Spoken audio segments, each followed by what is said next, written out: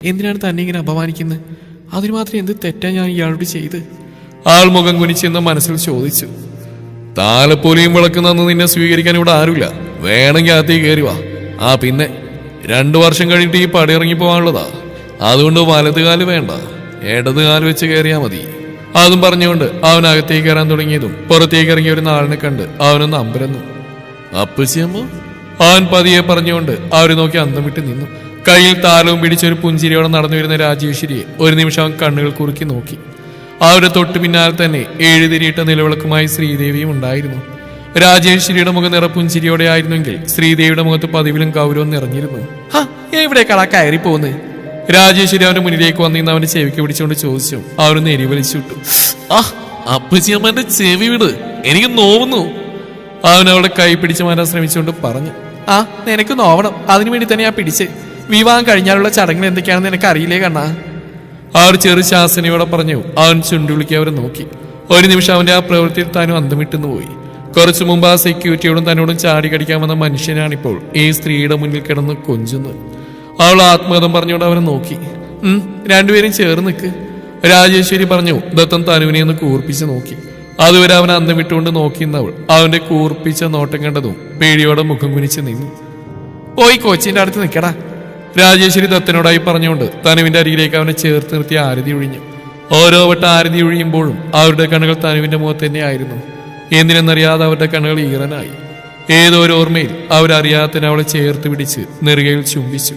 പെട്ടെന്നുള്ള അവരുടെ പ്രവൃത്തിയിൽ തനുവിനോടൊപ്പം തന്നെ ദത്തനും ശ്രീദേവി അവരെ പകച്ചു നോക്കി നിന്നു. വലതുകാല് വെച്ച് കയറി വാ മോളെ. ആരതി ഒഴിഞ്ഞ ശേഷം ശ്രീദേവിയുടെ കയ്യിൽ നിലവിളക്ക് വാങ്ങുന്ന സമയം അടുത്തു നിന്നുകൊണ്ട് രാജേശ്വരി പറഞ്ഞു കേട്ടതും തനു ദത്തന്റെ മുഖത്തേക്കൊന്ന് നോക്കി. കാരണം അവൻ ഇടതുകാല് വെച്ച് കയറണമെന്നാണ് അവളോട് പറഞ്ഞിരുന്നത്. അവൾ നോക്കുന്ന കണ്ടതും അവൻ അവളൊന്ന് രൂക്ഷമായി നോക്കിക്കൊണ്ട് അകത്തേക്ക് കയറിപ്പോയി. മോളത് കാര്യാക്കണ്ട, അവന് ഈ വക കാര്യങ്ങളൊന്നും താല്പര്യമല്ല, അതാ അങ്ങനെ. മോളകത്തേക്ക് കയറി വാ. രാജേശ്വരി അവളുടെ കൈ പിടിച്ച് അകത്തേക്ക് കയറ്റി. വിളക്ക് പൂജാമുറി കൊണ്ടുവച്ചാൽ മതി. അകത്തേക്ക് കയറിയത് രാജേശ്വരി തന്നെ അവൾക്ക് ഓരോ നിർദ്ദേശങ്ങൾ കൊടുത്ത് ചെയ്യിച്ചു. ശ്രീദേവി അപ്പോൾ തന്നെ കിച്ചണിലേക്ക് പോയിരുന്നു. പൂജാമുറിയിൽ വിളക്ക് വെച്ച ശേഷം താൻ ഇരു കൈകളും കൂപ്പി പ്രാർത്ഥിച്ചു. അറിയാതെ തന്നെ അവളുടെ കണ്ണുകളിൽ നീർപ്പൊടിഞ്ഞു. കഴിഞ്ഞ മോളെ, അപ്പച്ചിയുടെ ശബ്ദം കേട്ടതും അവൾ നിറഞ്ഞു തുളുമ്പിയ കണ്ണുകൾ അമർത്തി തുടച്ചുകൊണ്ട് അവർ തിരിഞ്ഞു നോക്കി. എന്തിനാ മോള് കരയുന്നത്? വീട്ടിലെല്ലാവരെയും വിട്ട് വന്നോണ്ടാണോ? അതിന് മറുപടിയായി അവളൊന്ന് പുഞ്ചിരിച്ചതേ ഉള്ളൂ. മോള് വിഷമിക്കേണ്ട കേട്ടോ, 2 ദിവസം കഴിഞ്ഞ് നമുക്ക് വീട്ടിലേക്ക് പോവാം. അതിന് മറുപടിയായി അവളും പുഞ്ചിരിച്ചതേ ഉള്ളൂ. കാരണം അവൾക്കറിയാമായിരുന്നു ഇനി തന്റെ വീട്ടിലേക്ക് ഒരു തിരിച്ചുപോക്ക് 2 വർഷങ്ങൾക്ക് ശേഷം മാത്രമായിരിക്കുന്നു. വാ. അവരവളുടെ കൈയും പിടിച്ച് പുറത്തേക്ക് ഇറങ്ങി. മോൾക്ക് ഞാനാരാണെന്ന് മനസ്സിലായോ? നടക്കുന്നതിനിടയിൽ അവരവളോട് ചോദിച്ചു. അവൾ അറിയാമെന്ന രീതിയിൽ തലയാട്ടി. ദത്തൻ സാറിന്റെ അച്ഛന്റെ പെങ്ങളല്ലേ? അവൾ പറഞ്ഞു കേട്ടതും അവർ മുഖം കൂർപ്പിച്ച് അവളെ നോക്കി. മോളെ എന്താ അവനെ വിളിച്ച്? ദത്തൻ സാറെന്നോ? അത് അവർ ചോദിച്ചിട്ട് അവളൊന്ന് പകച്ചു. താലി കെട്ടിയ ഭർത്താവിനെ ആരെങ്കിലും സാറേന്ന് വിളിക്കോ? അതിനവളൊരു വിളറിയ ചിരിയിരിച്ചു. ഇപ്പൊ വിളിച്ച പോട്ടെ, ഇനിങ്ങനെ ഉണ്ടാവരുത് കേട്ടോ. അതിനവളൊന്ന് തലയാട്ടിയതേ ഉള്ളൂ. ആട്ടെ, മോളെന്താ ഇനി അവനെ വിളിക്കാൻ പോകുന്നു? അവരൊരു കുസൃതിയോടെ ചോദിച്ചു. അവൾ പകപ്പോടെ അവരെ നോക്കി. സത്യത്തിൽ അവനെ എന്ത് വിളിക്കണമെന്ന് അവൾക്കും അറിയില്ലായിരുന്നു. അതിനവരൊന്ന് പുഞ്ചിരിച്ചുകൊണ്ട് അവളുടെ തലയിൽ തലോടി. ദേവദത്തൻ എന്നാ അവന്റെ പേര്. മോള് ദേവേട്ടാന്നോ ദത്തേട്ടാന്നോ വിളിച്ചോ? അതിന് മറുപടിയായി അവളൊന്ന് തലയാട്ടിക്കൊണ്ട് മുന്നോട്ട് നോക്കിയതും അവൾ തന്നെ കൂർപ്പിച്ച് നോക്കിക്കൊണ്ട് നിൽക്കുന്ന ദത്തനെയാണ് കണ്ടത്. ഒരു നിമിഷം അവൾ പകപ്പോടെ നോക്കിന്ന് പോയി. തങ്ങൾ സംസാരിച്ച അവൻ കേട്ടെങ്കിൽ അവൾ അവന്റെ മുഖത്ത് നോക്കാതെ തലകുനിച്ചു. അപ്പോഴാണ് രാജേശ്വരി അവനെ കണ്ടത്. നീ ഇവിടെ നിൽക്കായിരുന്നോ? അവർ ചോദിച്ചുകൊണ്ട് അവിടെ കയ്യും പിടിച്ച് അവന്റെ അരികിലേക്ക് നടന്നു. അവൻ അതിനൊന്ന് മൂളിയതേ ഉള്ളൂ. രണ്ടുപേരും വാ, വന്നിട്ട് ഇതുവരെ ഏട്ടനെ കണ്ടില്ലല്ലോ. അവരെ രണ്ടുപേരെയും കൂടി രാജശേഖരന്റെ ഓഫീസ് റൂമിലേക്ക് നടന്നു. രാജേട്ടാ, ദേ നോക്കിയേ, ഇതാ ഏട്ടന്റെ മരുമോള്. രാജശേഖരന്റെ മുന്നിൽ ചെന്നിന്നുകൊണ്ട് അവർ വർദ്ധിച്ച സന്തോഷത്തോടെ പറഞ്ഞു. അയാൾ മുഖമുയർത്തി തനുവിനെ നോക്കി. അവളുടെ നിഷ്കളങ്കമായ മുഖം കണ്ടതും അയാളിൽ എന്തോ ഒരു വേദന പടർന്നിറങ്ങി. അയാളുടെ ആ പ്രവൃത്തിയിൽ തനുവിന് നല്ല വിഷമം തോന്നിയെങ്കിലും അവളത് പുറമേ കാണിക്കാതെ രാജേശ്വരിയെ നോക്കിയൊന്ന് പുഞ്ചിരിച്ചു.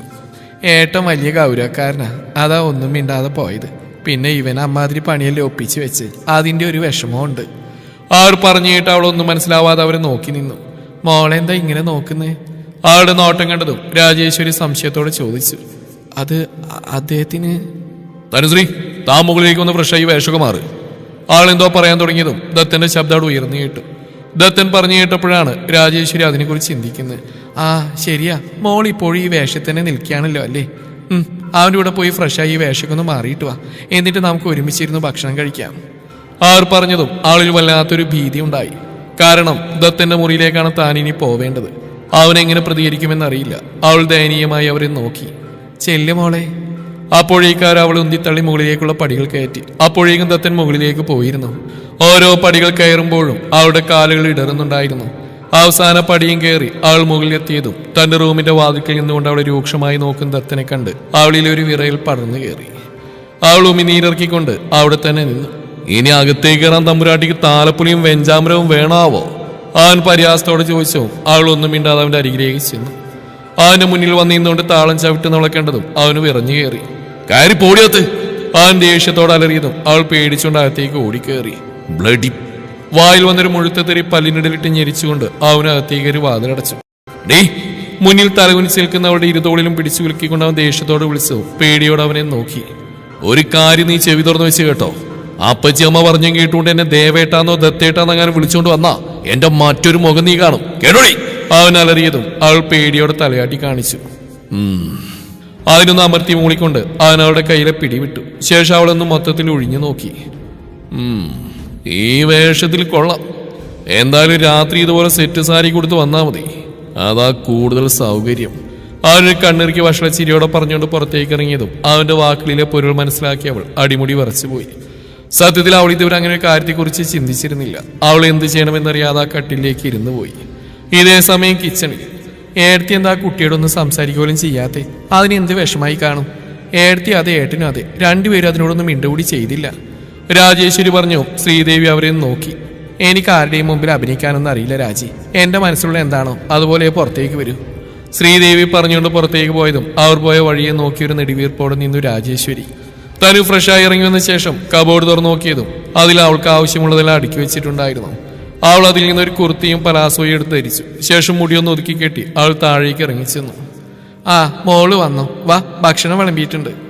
പടികൾ ഇറങ്ങി വരുന്ന തനുവിനെ കണ്ടതും രാജേശ്വരി അവളുടെ അരികിലേക്ക് വന്നുകൊണ്ട് പറഞ്ഞു. അതിനവളൊന്ന് പുഞ്ചിരിച്ചുകൊണ്ട് അവരുടെ പിന്നാലെ ചെന്നു.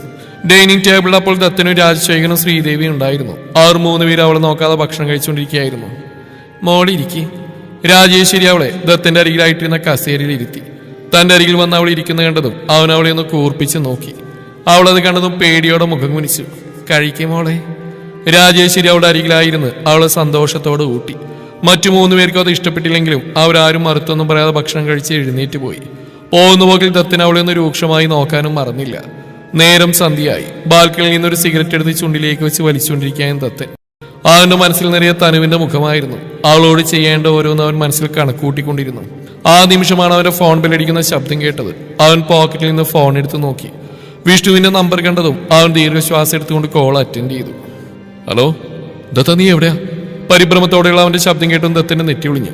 എന്താടാ? അത് ഫ്രീ ആണെങ്കിൽ ഒന്ന് പെട്ടെന്ന് ഓഫീസിലേക്ക് വാ, ഇവിടെ ചെറിയൊരു പ്രശ്നമുണ്ട്. എന്തു പ്രശ്നം? അവൻ പറഞ്ഞിട്ട് ദത്തന് സംശയത്തോടെ ചോദിച്ചു. അവിടെ വർക്കേഴ്സിനുള്ള ചെറിയൊരു പ്രശ്നം, ഞാൻ സോൾവ് ചെയ്യാൻ നോക്കിയിട്ട് നടന്നില്ല, പോലീസ് കേസായിട്ടുണ്ട്, നീ ഒന്ന് പെട്ടെന്ന് വാ. ഡാമിറ്റ്! അവൻ പറഞ്ഞിട്ട് ദത്തൻ മുഷ്ടിയുട്ടി നെറ്റിയിലിടിച്ചു. Okay, I will be there in 10 minutes. അതും പറഞ്ഞുകൊണ്ട് അവൻ കോൾ കെട്ടി ഇത് വേഗം അകത്തേക്ക് കയറി. രാജേശ്വരിയോടൊപ്പം സോഫയിൽ ഇരുന്ന് അവർ പറയുന്ന ഓരോ കാര്യങ്ങളും കേട്ടുകൊണ്ടിരിക്കുകയായിരുന്നു തനി.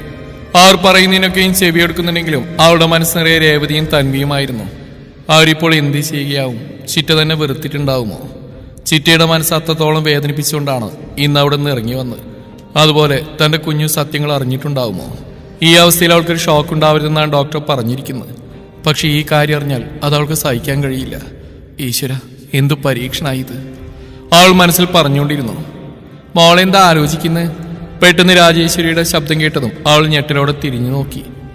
എന്താ? ഞാൻ ഓരോന്നും പറഞ്ഞുകൊണ്ടിരിക്കും, മോള് മറ്റെന്തോ ചിന്തയിലായിരുന്നു, അതാ ചോദിച്ച് മോളെന്താ ആലോചിക്കുന്നേന്ന്. അവളുടെ ഞെട്ടലോടെയുള്ള ചോദ്യം കേട്ടതും അവർ പുഞ്ചിരിയോടെ പറഞ്ഞു. അത് അപ്പച്ചി, ഞാൻ പിന്നെ വീട്ടിലെ കാര്യം. അവൾ എന്തൊക്കെയോ അവരോട് പറയാൻ ശ്രമിച്ചു. അപ്പോഴാണ് ഒരു വൈറ്റ് ഷർട്ടും ബ്ലൂ ജീൻസും ധരിച്ച് വേഗത്തിൽ പടികളിറങ്ങി വരും ദത്തനെ അവർ കാണുന്നത്. മോനെ കണ്ണ, നീ ഇത് എങ്ങോട്ട് പോവാടാ? രാജേശ്വരി അവന്റെ അരികിലേക്ക് ചെന്നോട് ചോദിച്ചു. അജിത്തെ, ഓഫീസിൽ ചെറിയൊരു പ്രശ്നം, വിഷ്ണുവിനെ കൊണ്ട് ഒറ്റയ്ക്ക് സോൾവ് ചെയ്യാൻ പറ്റിയില്ല, അതുകൊണ്ട് ഞാൻ അങ്ങോട്ട് പോവാ. അയ്യോ മോനെ, നിങ്ങളുടെ കല്യാണം ഒന്ന് കഴിഞ്ഞല്ലേ ഉള്ളൂ? അവൻ പറഞ്ഞിട്ട് ചിറ്റ വിഷമത്തോടെ ചോദിച്ചു. ചിറ്റ, എനിക്ക് പോകാതെ പറ്റില്ല, പിന്നെ ഞാൻ വരാൻ കുറച്ച് വൈകും. അതവൻ പറഞ്ഞ തനുവിന്റെ മുഖത്തേക്ക് നോക്കിയായിരുന്നു. അവന്റെ നോട്ടം കണ്ടത് അവൾ പതിയെ മുഖം കുനിച്ചു. എങ്കിലും അവന്റെ വാക്കുകൾ അവളിൽ വല്ലാത്തൊരു ആശ്വാസം നിറച്ചു. അത് അവളിൽ ഒരു കുഞ്ഞു പുഞ്ചിരിയായി മുട്ടിട്ടു. തനുവിനെ തന്നെ ശ്രദ്ധിച്ചിരുന്ന ദത്തൻ അത് വ്യക്തമായി കാണുകയും ചെയ്തു. അവന്റെ ചുണ്ടിലൊരു പുച്ഛച്ചിരി വിടർന്നു. അവൻ ടേബിളിൽ നിന്ന് കാറിന്റെ കീ എടുത്ത് പുറത്തേക്ക് ഇറങ്ങാൻ തുടങ്ങി. ശരി അപ്പച്ചി, ഞാൻ പോയിട്ട് വരാം. അതും പറഞ്ഞുകൊണ്ട് അവൻ തനുവിനെ അടിമുടിയെ നോക്കിയ ശേഷം വേഗം കാറിലേക്ക് കയറി ഓടിച്ചു പോയി. അവൻ പോയി കഴിഞ്ഞതും അവളിൽ നിന്ന് ആശ്വാസത്തിന്റെ ഒരു നിശ്വാസം ഉയർന്നു വന്നു. മോള് വാ, വിളക്ക് വെക്കാൻ നേരായി. അതും പറഞ്ഞുകൊണ്ട് രാജേശ്വരി അവളെയും കൂടി പൂജാമുറിയിലേക്ക് നടന്നു. സമയം ഇഴഞ്ഞു നീങ്ങുന്നതിനനുസരിച്ച് സന്ധ്യ മാറി ഇരുട്ട് പടർന്നിരുന്നു. ഓഫീസിലെ പ്രശ്നം കുറച്ച് രൂക്ഷമായതുകൊണ്ട് തന്നെ ദത്തൻ ഇതുവരെയും വീട്ടിലേക്ക് തിരിച്ചെത്തിയിരുന്നില്ല. അത് തനുവിന് വല്ലാത്തൊരു ആശ്വാസം തന്നെയായിരുന്നു. മോളെ വാ, വന്നു വല്ലതും കഴിക്ക്. സിറ്റ് ഔട്ടിലിരുന്ന് പുറത്തേക്ക് തന്നെ നോക്കിയിരുന്ന തനുവിന്റെ അരിയിലേക്ക് വിളിച്ചുകൊണ്ട് രാജേശ്വരി പറഞ്ഞു. അത് അപ്പച്ചി, എനിക്കിപ്പോൾ വിശപ്പില്ല, ഞാൻ പിന്നെ കഴിച്ചോളാം. എന്തോർത്തുകൊണ്ട് അവൾ പറഞ്ഞു. അവരൊന്ന് പുഞ്ചിരിച്ചു. മോള് ദത്തനെ നോക്കിയിരിക്കുകയാണെങ്കിൽ അവന് ഇപ്പോഴൊന്നും വരില്ല. ഓഫീസിലെ പ്രശ്നം കുറച്ച് സീരിയസ് ആണെന്ന് ഏട്ടൻ വിളിച്ച പറഞ്ഞ്. അവരവളുടെ തോളിലൊന്ന് തട്ടിക്കൊണ്ട് പറഞ്ഞു. അവളൊന്ന് പുഞ്ചിരിക്കാൻ ശ്രമിച്ചു. അതുകൊണ്ട് മോൾ അവനെ കാത്തിരിക്കേണ്ട, ഇനി ചിലപ്പോൾ അവൻ വരുമ്പോൾ കഴിച്ചിട്ടായിരിക്കും വരിക.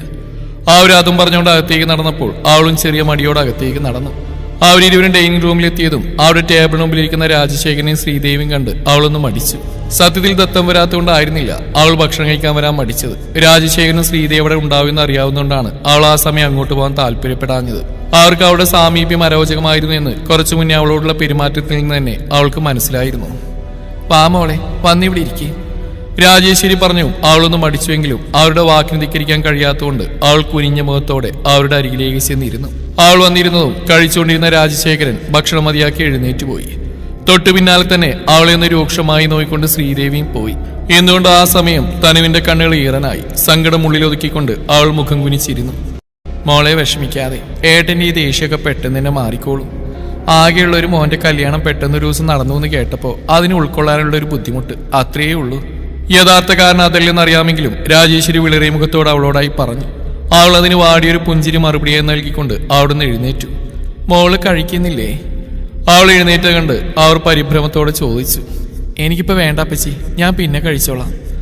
അവൾ അവരെ നോക്കി അത്രയും പറഞ്ഞുകൊണ്ട് പെട്ടെന്ന് തന്നെ മുറിയിലേക്ക് നടന്നു. അവൾ പോകുന്ന നോക്കുന്ന രാജേശ്വരിയുടെ കണ്ണുകൾ എന്തോർത്തതും നിറഞ്ഞൊഴുകി. ഒരു നിമിഷം അവൾ പോയ വഴിയിലേക്കും തിരിഞ്ഞ് രാജശേഖരന്റെ മുറിയിലേക്ക് നോക്കി. ശേഷം എന്തോ തീരുമാനിച്ചുറപ്പിച്ച പോലെ രാജശേഖരന്റെ മുറിയിലേക്ക് നടന്നു. ഇതേ സമയം ദത്തൻ തിരിച്ചുള്ള യാത്രയിലായിരുന്നു. ഡ്രൈവ് ചെയ്യുമ്പോഴും അവന്റെ മുഖമാകെ ദേഷ്യം കൊണ്ട് വലിഞ്ഞു മുറുകിയിരുന്നു. വർക്കേഴ്സ് തമ്മിലുള്ള പ്രശ്നത്തിൽ അവർ കയ്യാങ്കളിലെത്തിയതും ആരോ പോലീസിനെ വിളിച്ചറിയിച്ചതിനെ തുടർന്ന് അവർ കേസെടുത്തു. പിന്നെ ഇത്രയും നേരം അതിന്റെ പിന്നാലെയായിരുന്നു. തലയാകെ പെരിക്കുന്ന പോലെ അവൻ തലയൊന്ന് ഉടഞ്ഞുകൊണ്ട് മുന്നോട്ട് നോക്കി ഡ്രൈവ് ചെയ്തുകൊണ്ടിരുന്നു. പെട്ടെന്ന് സൈഡിലെ ഒരു ബോർഡ് കണ്ടതും അവൻ അതിലേക്ക് നോക്കി. ബാർ. തല പൊട്ടിപ്പൊളിയുന്ന വേദനയിൽ നിന്നൊന്ന് ശമനം കിട്ടാനായി ആ നിമിഷം ഒരു പെഗ്ഗെങ്കിലും കഴിക്കണമെന്ന് അവന് തോന്നി. അതിന്റെ ഫലമായി അവന്റെ കാർ ആ കെട്ടിടത്തിന്റെ അകത്തേക്ക് പാഞ്ഞു കയറി. പുറത്തെ കട്ട പിടിച്ചിരുട്ടിലേക്ക് നോക്കിക്കൊണ്ട് ബാൽക്കണിയിലെ സോപാനപ്പടിയിൽ ഇരിക്കായിരുന്നു തന്. അവളുടെ കണ്ണുകൾ നിറഞ്ഞൊഴുകുന്നുണ്ടായിരുന്നു. കയ്യിലിരുന്ന ഫോണിലേക്ക് അവൾ നിറകണ്ണുകളോടെ തന്നെ നോക്കി. വന്നു നേരം തൊട്ട് താൻ ചിറ്റയൊന്ന് ഫോൺ വിളിക്കാൻ ശ്രമിക്കുകയാണ്. ബെല്ല് പോകുന്നുണ്ടെങ്കിൽ ഒരു തവണ പോലും ചിറ്റ കോൾ അറ്റൻഡ് ചെയ്തിട്ടില്ല. അവിടെ എന്തായി എന്നറിയാത്ത തനിക്കൊന്ന് കണ്ണടക്കാൻ പോലും കഴിയില്ലെന്ന് അവൾ ഓർത്തു. അവൾക്ക് വല്ലാത്ത ഹൃദയവേദന തോന്നി. താൻ എന്ത് തെറ്റാണ് ചെയ്ത്? തനിക്ക് പറയാനുള്ളൊന്ന് കേൾക്കാൻ പോലും ചിറ്റ തയ്യാറാവുന്നില്ല. പിന്നെ താൻ എന്ത് ചെയ്യും? എങ്ങനെ ചിറ്റയൊന്ന് പറഞ്ഞ് മനസ്സിലാക്കും? അവൾക്ക് ഓരോന്ന് ആലോചിക്കുന്നതോറും ഭ്രാന്തി പിടിക്കുന്ന പോലെ തോന്നി. ആ നിമിഷമാണ് അവൾ ദത്തനെ കുറിച്ച് ഓർത്ത്. ദത്തൻ, അയാളിൽ എന്തൊക്കെയോ നിഗൂഢതകൾ ഒളിഞ്ഞിരിക്കുന്ന പോലെ. അയാൾ തന്നോട് പറഞ്ഞ് അയാളുടെ കുഞ്ഞ് തന്റെ ഉദരത്തിലൂടെ തന്നെ ജന്മമെടുക്കണമെന്നായിരുന്നു. തനിക്ക് സമ്മതമല്ലെന്ന് പറഞ്ഞിട്ട് പോലും അയാൾ എന്തിനായിരിക്കും അങ്ങനെ വാശി പിടിച്ച്? ഒരു കുഞ്ഞിന് വേണ്ടിയാണെങ്കിൽ ഈ കാലത്ത് വേറെ എന്തെല്ലാം ഓപ്ഷൻസ് ഉണ്ട്.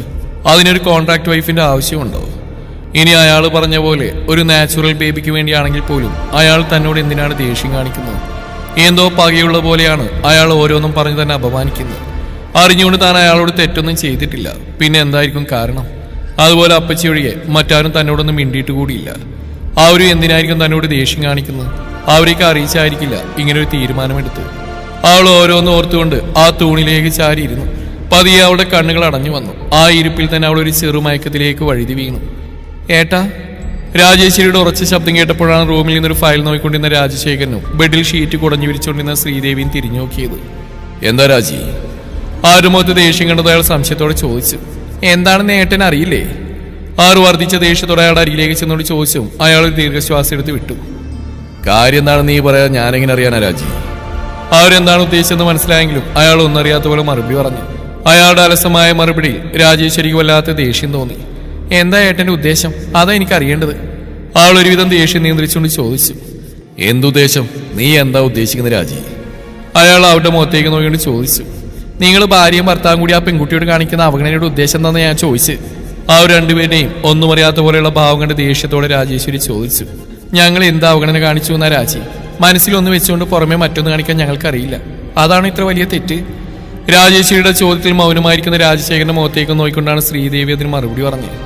തെറ്റല്ലേ എടുത്തി? ഒന്നുമില്ലെങ്കിലും നമ്മുടെ കണ്ണൻ താലി കെട്ടിക്കൊണ്ടുവന്ന പെണ്ണല്ലേ, അവന്റെ പ്രണയല്ലേ. അപ്പൊ പിന്നെ അതിനെ നമ്മൾ അവഗണിക്കാൻ പാടുണ്ടോ? അവർ വിഷമം കലർന്ന സ്വരത്തിൽ ചോദിച്ചു. അതിന് മറുപടിയൊന്നും പറയാതെ അവർ മിണ്ടാതെ ഇരുന്നേയുള്ളൂ. കാരണം ദത്തന്റെ യഥാർത്ഥ ഉദ്ദേശം ഇതുവരെ രാജേശ്വരിക്ക് അറിയില്ല.